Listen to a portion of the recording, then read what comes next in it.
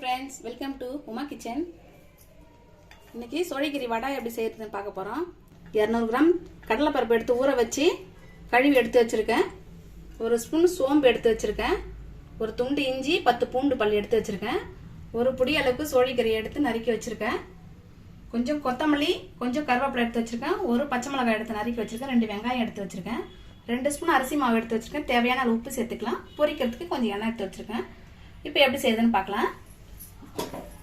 கடலை பருப்பு எடுத்து வச்சுக்கலாம். இது வந்து நம்ம மாவு கூட சேர்த்துக்கலாம்.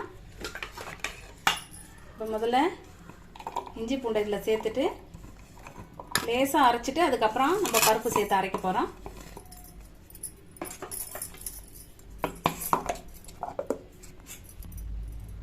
லேசாக இஞ்சி பூண்டு சோம்பு அரைச்சாச்சு.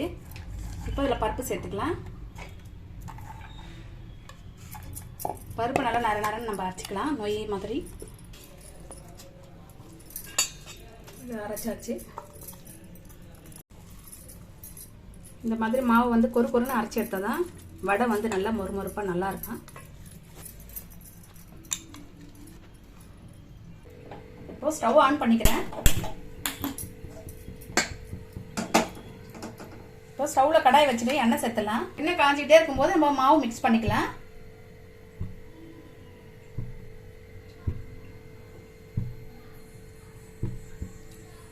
எண்ணெய் அப்படியே சூடாயிருக்கும். இப்போ எண்ணெய் அது காஞ்சிக்கிட்டே இருக்கட்டும். இப்போ இந்த பருப்பை வந்து இதில் எடுத்து வச்ச பருப்பை மிக்ஸ் பண்ணிக்கிறேன்.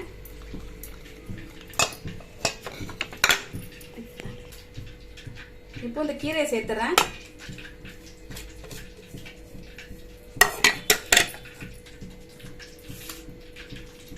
இப்போ வெங்காயம் சேர்க்குறேன், பச்சை மிளகாய் சேர்க்குறேன், கொத்தமல்லி, கருவேப்பிலை எல்லாமே சேர்த்துட்டேன்.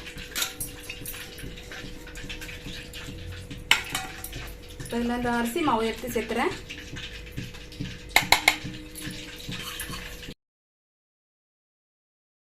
தேவையான அளவு உப்பு சேர்த்துக்கலாம்.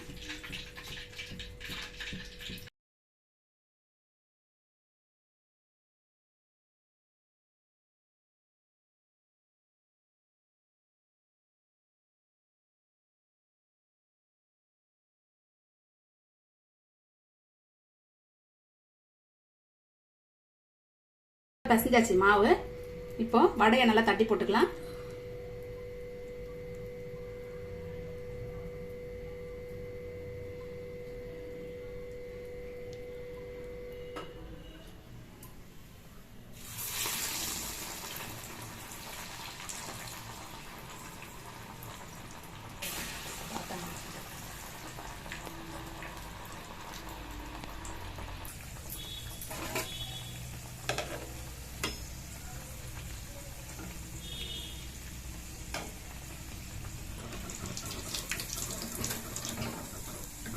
வடை வெந்துச்சு, எடுத்துலாம்.